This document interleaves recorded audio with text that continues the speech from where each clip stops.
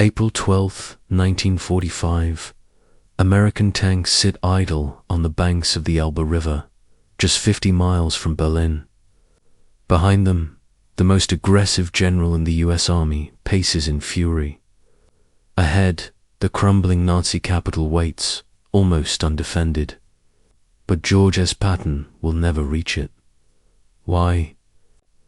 Because 9 weeks earlier, in a palace on the Black Sea, 3 men made a deal that would condemn half of Europe to decades of Soviet control. And the most brutal irony, the general who could have prevented it was ordered to stand down by his own side. This is the story of a race that never happened, a betrayal that did, and a decision that shaped the world you live in today. Stay with me until the end, because what happens when you reach Berlin first changes everything. The spring of 1945 is supposed to be the Allies' moment of triumph. Germany is collapsing. Hitler hides in a bunker. Victory is certain. But behind closed doors, a different war is already beginning. Political war, a war of maps and zones and spheres of influence. And in that war, one question becomes crucial. Who takes Berlin? Churchill knows the answer matters. Patton knows it matters. Even Stalin knows it matters so deeply that he lies about his intentions to get there first. But the Supreme Allied Commander, Dwight Eisenhower, makes a choice that stuns them all. He orders American forces to halt at the Elbe River and let the Soviets have Berlin. No race, no competition. The decision is final. Was this a military necessity, a strategic masterstroke? Or was it the greatest political miscalculation of World War II? The answer takes us back to a secret conference where the map of post-war Europe was drawn before a single Allied soldier crossed the Rhine, and it reveals a disturbing truth. Berlin was given away long before Patton ever got close.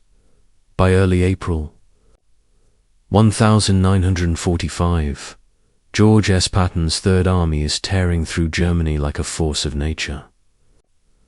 On March 22nd, Patton's forces crossed the Rhine at Oppenheim, weeks ahead of his British rival, Field Marshal Bernard Montgomery. He fights his own commanders almost as hard as he fights the Germans, stealing fuel, disobeying cautious orders, moving faster and more aggressively than anyone thought possible. His soldiers even pose as First Army troops to steal fuel from their own side just to keep the advance going. Why the desperation? Because Patton sees what others refuse to see. He understands that this war is not just about defeating Hitler. It's about what comes next. And what comes next depends entirely on where American and Soviet forces meet. Berlin is not just a city. It is a symbol, a prize, a statement of power. Whoever plants their flag in the Reichstag will control the narrative of victory. Whoever reaches Berlin first will dictate the terms of the peace. On April 11th, 1945, elements of the Third Army reach the Buchenwald concentration camp. The horrors they find their hardened Pattons resolve. This is what the Nazis created. This is what must be ended. And Berlin, the black heart of the Reich, is now within striking distance. American forces close the 200-mile gap from the Rhine to the Elbe in record time. April 12, 1945. Lieutenant General William H. Simpson's Ninth Army crosses the Elbe River near Magdeburg. They establish a bridgehead on the eastern side. 50 miles. That's all that separates them from Berlin. 50 miles of crumbling German defenses, demoralized soldiers, and a city that has been bombed into rubble. Simpson pleads for permission to keep going. His men are ready. His supply lines can hold. The road is open, but the order never comes. Instead, on April 15th, Eisenhower commands all Allied armies to halt when they reach the Elbe and Mule rivers. The spearheads freeze. The advance stops. 3 more weeks of war remain, but American forces will not move another mile toward Berlin. Simpson is stunned. Patton is enraged. Montgomery protests. Churchill is appalled. How can you stop now when victory is within reach? Eisenhower's answer is coldly logical. Berlin, he says, has no military value. It is a bombed-out ruin. Its government ministries already evacuated. The real objective is to destroy the German armed forces and end the war as quickly as possible. Advancing on Berlin would stretch supply lines, cost lives, and accomplish nothing that the Soviets cannot accomplish themselves. Besides, the Red Army is already camped on the Elbe River, just 35 miles from the city, with more than 1 million troops in position to attack. They are closer, stronger, and better prepared. And here is the detail that seals Berlin's fate. The occupation zones have already been agreed upon. In September 1944, the United States, Great Britain, and the Soviet Union signed a protocol dividing Germany into 3 zones of occupation. Berlin itself will be split into sectors controlled by all 3 powers. Even if American forces take the city, they will have to withdraw back to their designated zone once the fighting ends. So why sacrifice American lives for territory you will not keep? The Bradley warning General Omar Bradley, Eisenhower's trusted ground commander, delivers the final blow to Berlin's prospects. Capturing a city already allocated to the Soviets at Yalta, he warns, might cost 100,000 American casualties. 100,000 lives for a symbolic victory that changes nothing on the map. Can any general justify that price? But is Bradley's estimate accurate, or is it designed to justify a decision already made? The Red Army will suffer 81,116 fatalities, taking Berlin in brutal street-to-street fighting. But American forces would face a very different situation. By mid-April, German resistance in the West is collapsing. Entire army groups are surrendering. On April 11th, Patton's 6th Armored Division liberates Buchenwald without a major battle. The Germans know the Americans offer prisoner of war camps and the Geneva Convention. The Soviets offer vengeance. Would the Germans have defended Berlin as fiercely against the Americans as they did against the Red Army? History suggests otherwise, but the question becomes irrelevant. Eisenhower has made his decision, and he has one unshakable justification. The zones were already drawn before the first American tank crossed the German border. So who drew them?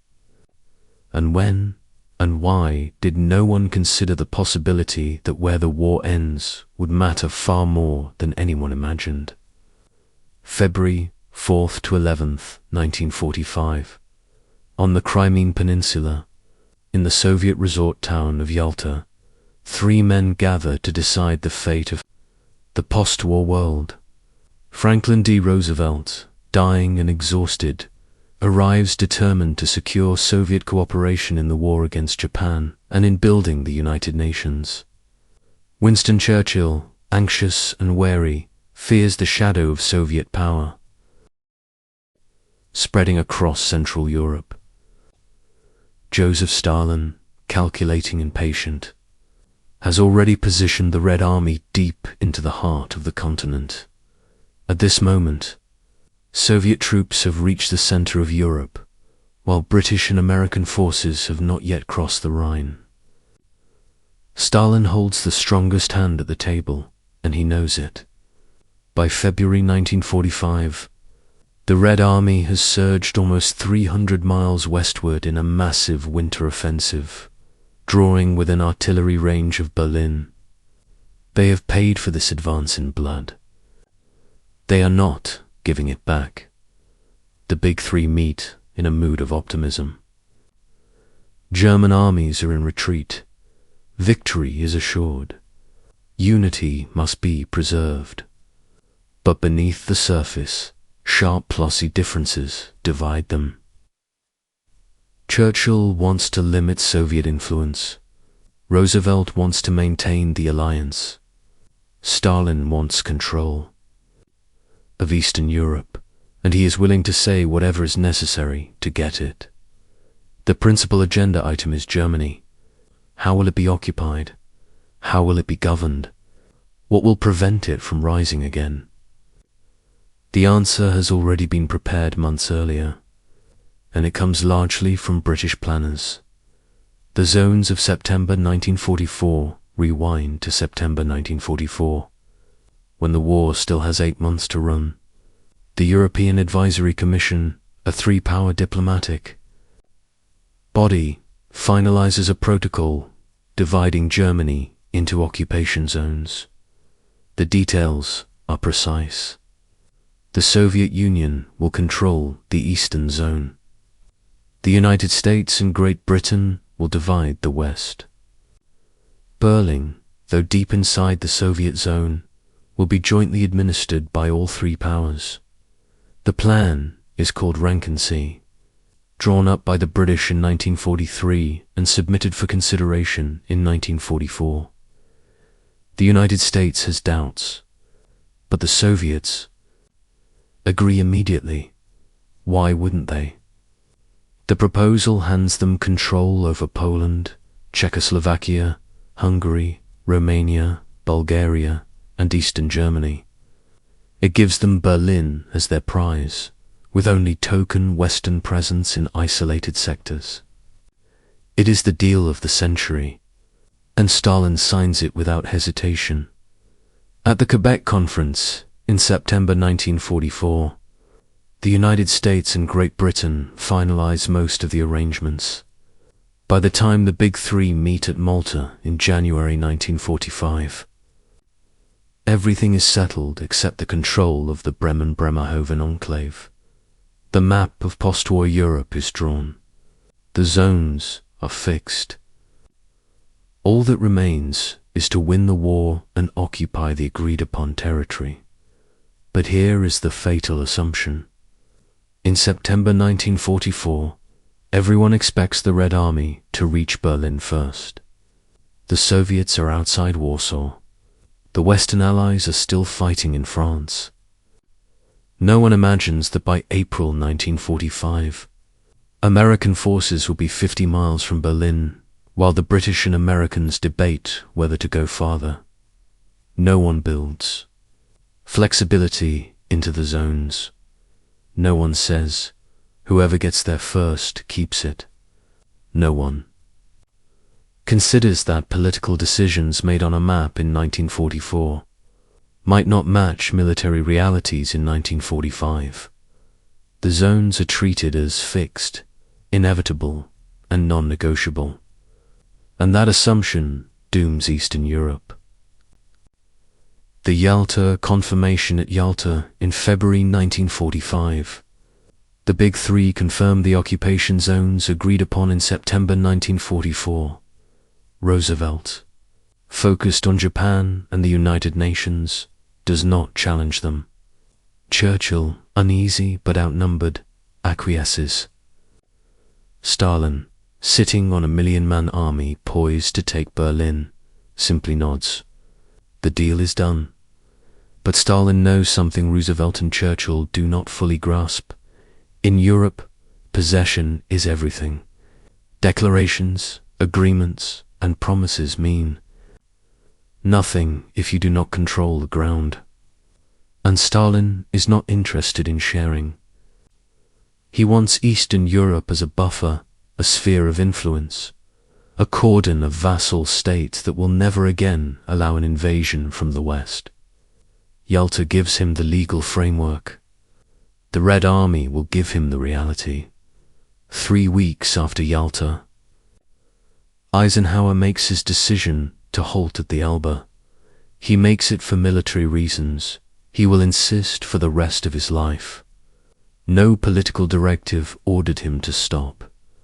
He simply looked at the zones, looked at the map, calculated casualties, and decided that taking territory he would have to surrender made no sense.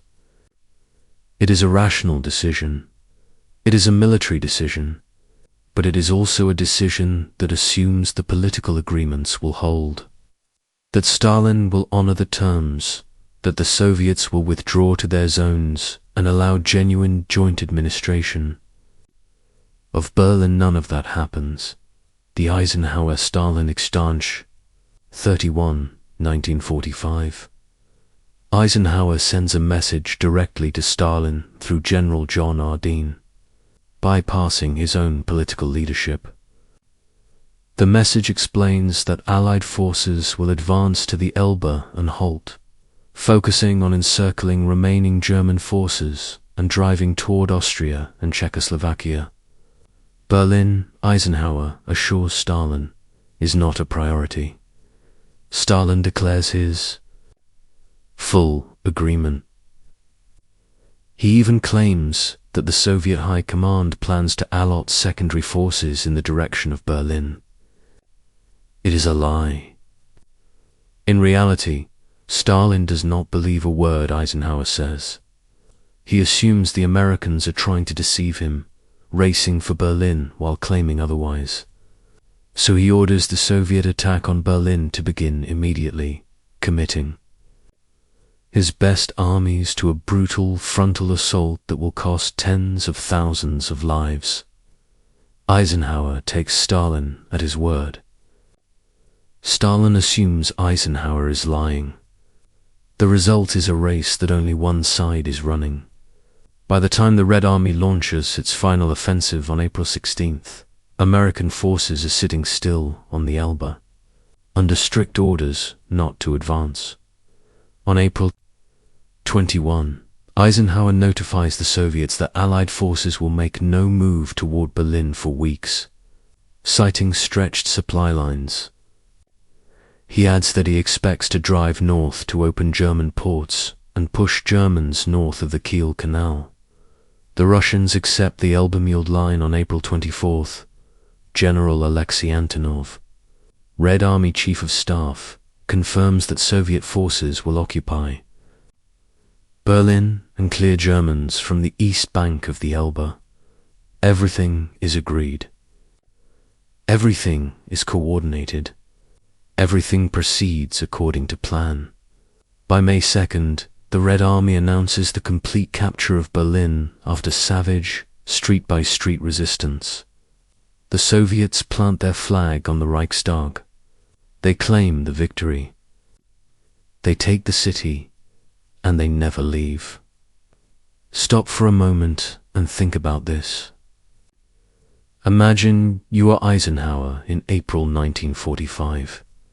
You have an agreement signed by your government. You have a military strategy that prioritizes ending the war quickly.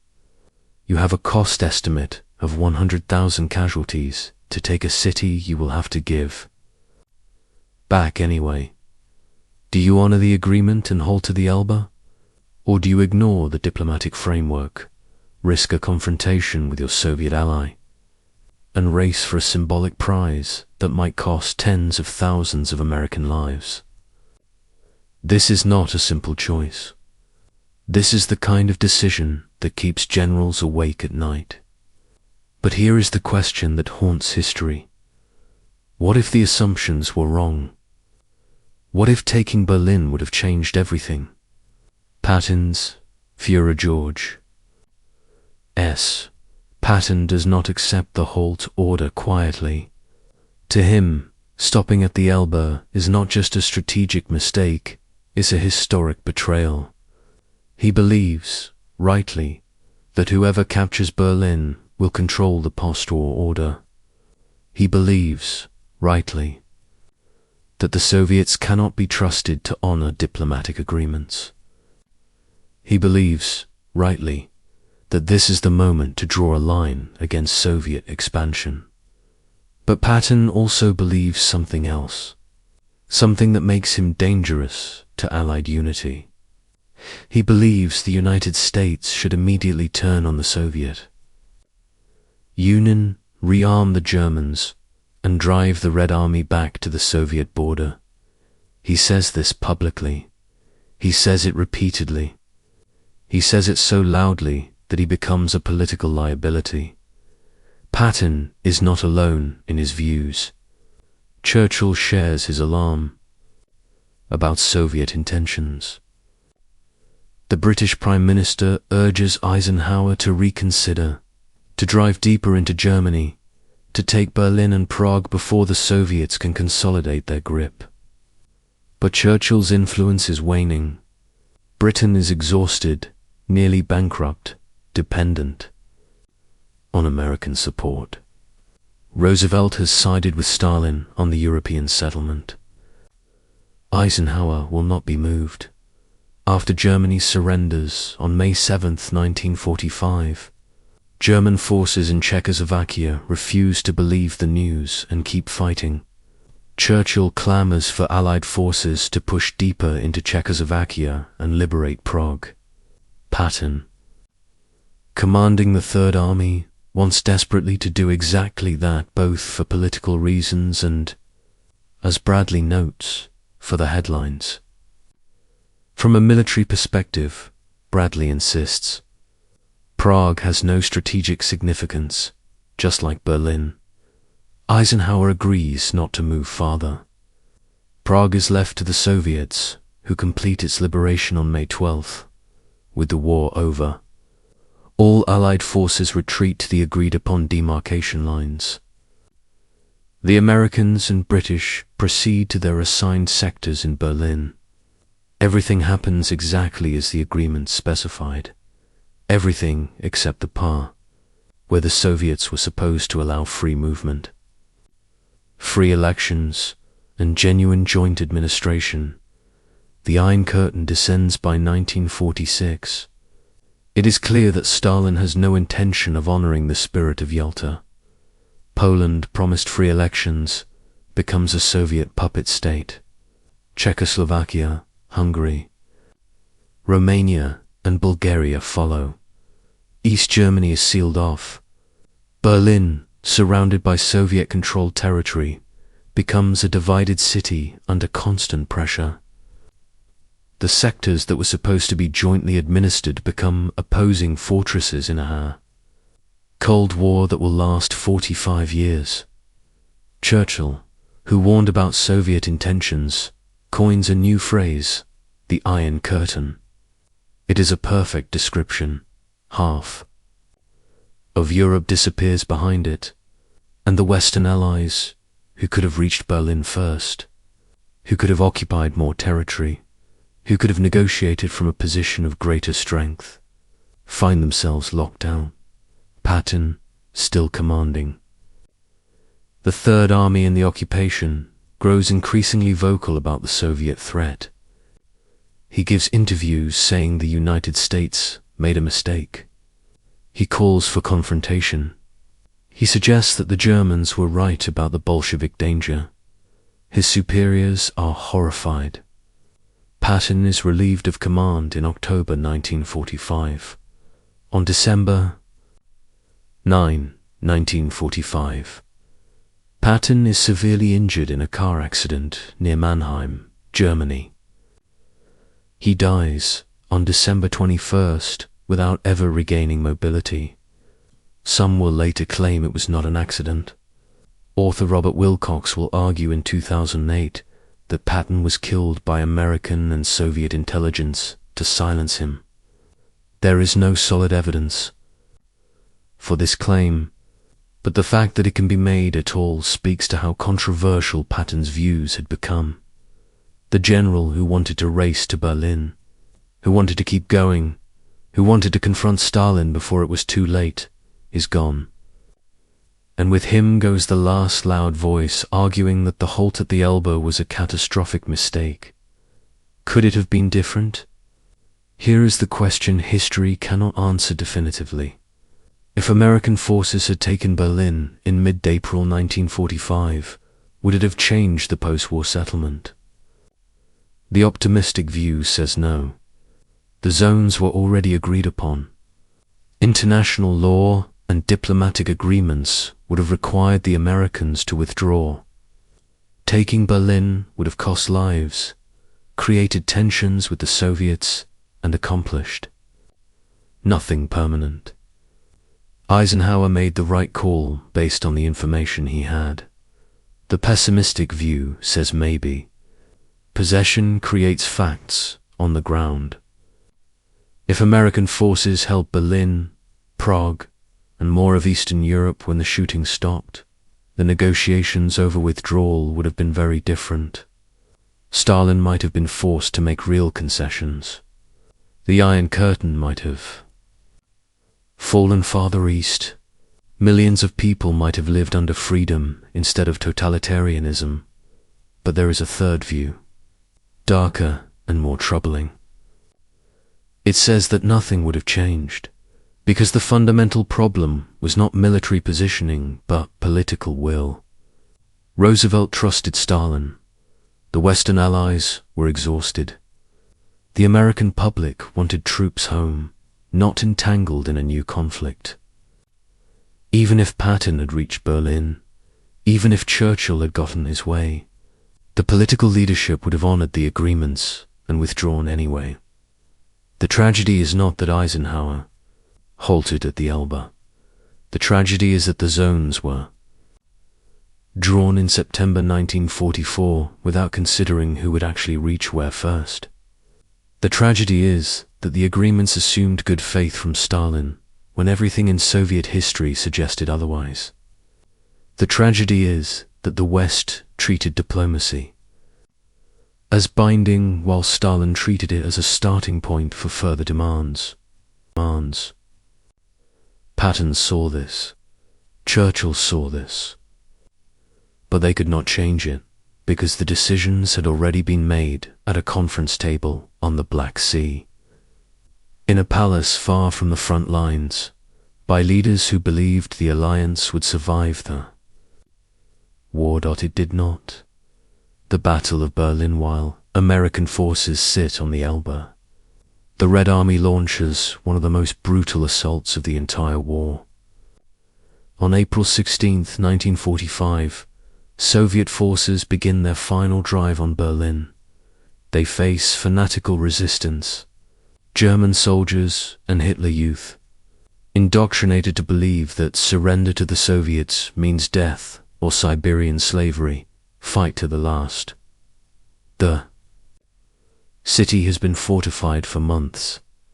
Every street becomes a battlefield. The Soviets suffer 81,116 fatalities. German casualties, depending on the source, range from 92,000 to 458,080. Hundreds of thousands of German civilians are caught in the crossfire. Tens of thousands of women are assaulted by Soviet soldiers seeking revenge for Nazi atrocities in the Soviet Union. The city is systematically looted. Buildings burn. Bodies pile in the streets. By May 2nd, it is over. The swastika is torn down. From the Reichstag, the Soviet flag rises in its place. Berlin belongs to Stalin. The propaganda value is incalculable. The Red Army has defeated fascism. The Soviet Union has won the war. The city that launched the Holocaust is now a Soviet. Troph, would the battle have been different if Americans had attacked instead? Almost certainly. The German military and civilian population had different attitudes toward the Western Allies and the Soviets. The Germans knew what they had done on the Eastern Front. They knew what was coming. Many German commanders hoped until the last moment that the West would turn against the Soviet Union and allow them to join the fight against Bolshevism. If American forces had advanced on Berlin in mid-April, German resistance in the West might have collapsed entirely. Civilians might have welcomed the Americans as liberators from both the Nazis and the Soviets. The casualties might have been a fraction of what the Red Army suffered. Bradley's estimate of 100,000 American casualties might have been wildly pessimistic, but we will never know because the race never happened. The long shadowy decision to halt at the Elbe reverberates for decades. East Germany becomes a police state. The Berlin Wall is built in 1961, dividing the city for 28 years. Poland, Czechoslovakia, Hungary, and the Baltic states lose their freedom for nearly half a century. Millions live under repression, surveillance, and fear. Millions more flee west, abandoning homes and families to escape Soviet control. The Cold War consumes trillions of dollars, kills millions in proxy conflicts, and brings the world to the brink of nuclear annihilation multiple times. NATO forms as a defensive alliance against Soviet aggression. The Warsaw Pact forms in response. Europe is divided. The world is divided. And at the root of it all is a series of choices made in 1944 and 1945. Choices about zones, about military strategy, about trust and diplomacy. Choices that assumed the alliance would hold. Choices that did not account for Stalin's ambitions. Choices that left half of Europe in darkness for 2 generations. Eisenhower, years later, will defend his decision. He will say that no political directive ordered him to halt, that he made a purely military judgment, that taking Berlin would have changed nothing. He will insist that he did the right thing, but there is a quiet detail, a small admission, buried in later accounts. President Eisenhower will eventually express regret that he did not attempt to capture Berlin. It is a moment of doubt, a whisper of what if. Because even the man who made the decision seems to wonder, in retrospect, whether the cost of not taking Berlin turned out to be higher than the cost of taking it. George S. Patton never reached Berlin. His tanks sat on the Elbe while the Red Army tore the German capital apart. The zones drawn in September 1944 held firm. The agreements made at Yalta were honored by the West. Stalin took everything he could and asked for more. 50 miles. That was the distance between American forces. And Berlin in April 1945. 50 miles that were never crossed. 50 miles that became a symbol of restraint, or missed opportunity, or faithfulness to an alliance that was already crumbling. The halt at the Elbe was not a battlefield defeat. It was a political choice. It was a decision to trust agreements. Over instincts, diplomacy over power, legal frameworks over the realities of totalitarian ambition. And it was a decision that tens of millions of people in Eastern Europe paid for with decades of lost freedom. Patton believed it was a mistake. Churchill feared it was a mistake. History suggests they were right, but the men who made the call believed they were preventing unnecessary bloodshed, honoring commitments, and keeping the alliance intact. They were not villains. They were leaders trying to navigate an impossible situation with incomplete information and competing pressures. Though, real lesson is not that Eisenhower failed. The lesson is that wars end not when the shooting stops, but when the political settlement is secured. And if you do not understand that the political settlement depends on where your armies stand when the guns go silent, you will lose the peace. even as you win the war. Berlin was given to Stalin long before the battle began. The tragedy is that no one realized, until it was too late, that giving it away meant giving away half a continent. That is the story of why Patton was denied Berlin and why it mattered more than anyone imagined. Think about the decisions leaders make in the fog of war, the assumptions that seem rational in the moment but haunting in hindsight. If you want to understand how political deals at conference tables shape the world more than battles on the ground, you will want to hear the story of how Yalta sealed the fate of Poland before a single Allied soldier set foot in Germany. Hit like if this story made you see the end of World War II differently. Subscribe to this channel, because we are telling the history that textbooks summarize in a single sentence, but that changed the lives of millions. More stories like this are coming. Do not miss them.